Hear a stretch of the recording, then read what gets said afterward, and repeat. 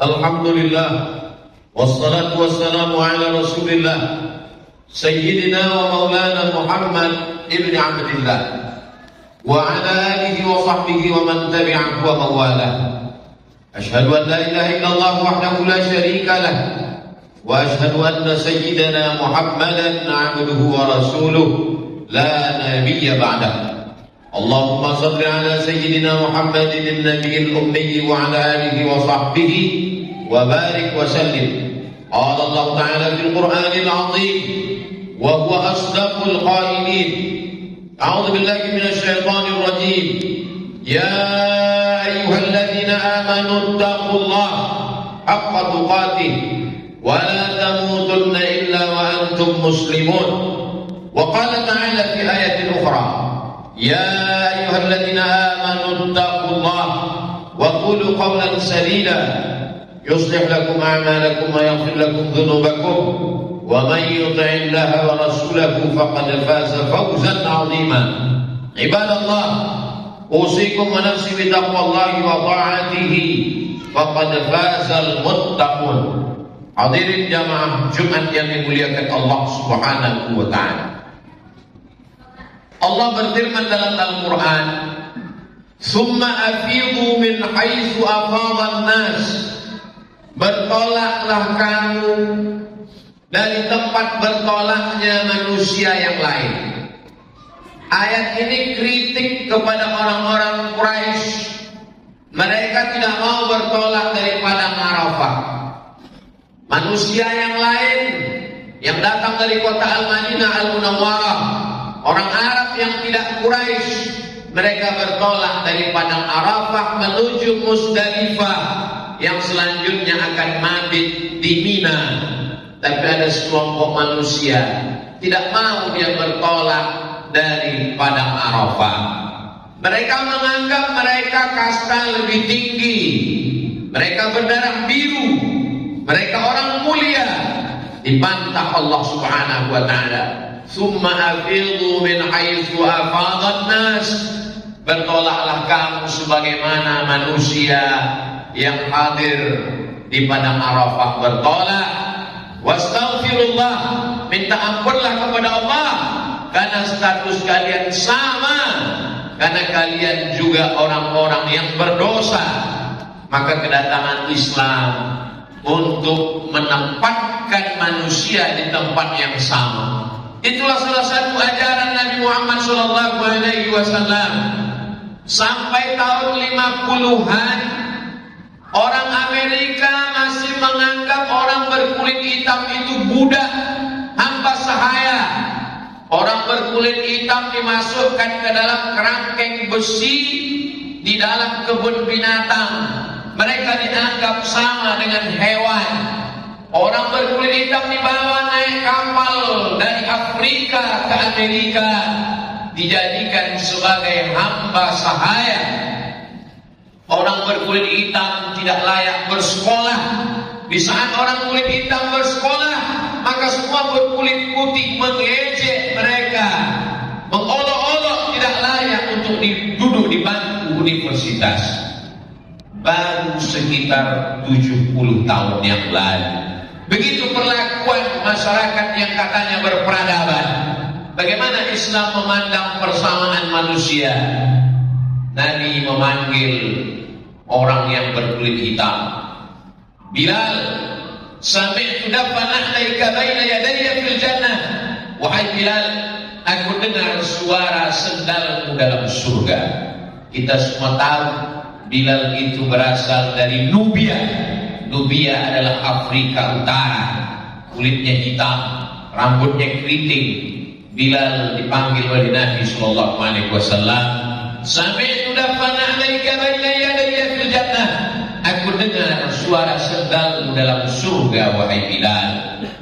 Seandainya Nabi memanggil Umar bin Khattab, orang akan berkata, Umar Quraisy dan dia anak muda yang gagah perkasa. Seandainya yang dikatakan Nabi demikian adalah Sayyidina Ali, orang berkata, Sayyidina Ali Quraisy dan dia adalah saudara Nabi sallallahu alaihi wasallam. Ali bin Abi Thalib bin Abdul Muttalib, Muhammad sama-sama cucu Abdul Muttalib bin Hashim bin Abi Manaf bin Qusay, tapi yang dipanggil adalah Bilal bin Rabah, seorang yang miskin, susah, hamba sahaya, berkulit hitam. Nabi mengatakan, suara sendalmu sudah terdengar dalam surga. Apa amalmu wahai Bilal? Bilal menjawab, aku tidak pernah meninggalkan sholat 2 rakaat setelah aku berwudu. Aku tidak pernah meninggalkan 2 rakaat setelah bersuci. Itulah dia sholat sunat wudu yang tidak pernah diperintahkan Nabi, dilakukan oleh Bilal. Sholat sunat wudu termasuk perbuatan yang tidak pernah dilakukan Nabi, tidak pernah disuruh Nabi, tidak pernah diajarkan Nabi. Bilal melaksanakannya, dan Bilal lebih dulu masuk surga. Sendal Bilal jauh lebih mulia dari mereka yang berkulit putih, bermata biru, karena manusia yang dipandang adalah amalnya. Dalam Islam diajarkan, innallaha la yanzuru ila ajsamikum, Allah tidak melihat bentuk badan kamu, wala ila suwarikum, Allah tidak memandang bentuk paras rupa kamu, walakin yanzuru ila qulubikum, yang dipandang Allah adalah hati kamu, wa a'malikum, yang dipandang adalah amal, etos kerja kamu. Kalau begini orang Islam melihat orang lain, dia tidak akan melecehkan, meremehkan, menyepelekan saudaranya. Kalau orang Islam diangkat harkat martabat kehormatan dirinya, dia tidak akan merasa minder karena warna kulitnya, dia tidak akan merasa rendah karena status sosialnya. Yang diajarkan Nabi SAW, kullukum min Adam, semua kamu berasal dari Adam. Wa Adam min turab, Adam diciptakan dari tanah, berjalan di atas tanah, akan mati masuk ke liang tanah, dan akan dimakan cacing tanah. Man batta'a bihi amaluhu lam yusri' bihi nasabuh, siapa yang amalnya rendah, tidak bisa dibantu oleh nasabnya, kita hanya akan membawa amal di hadapan Allah Subhanahu wa ta'ala. Begitulah ajaran Islam. Ketika orang Barat mengatakan persamaan, masyarakat egaliter, manusia dipandang, tapi sampai hari ini mereka masih memandang warna kulit manusia.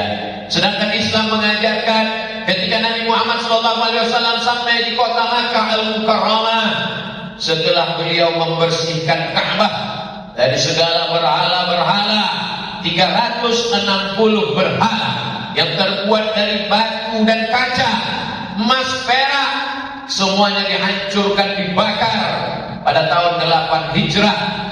Lalu kemudian Nabi memerintahkan Bilal naik ke atas Ka'bah. Bilal naik ke atas Ka'bah memandangkan azan. Saat itu orang kafir Quraisy Makkah berkata,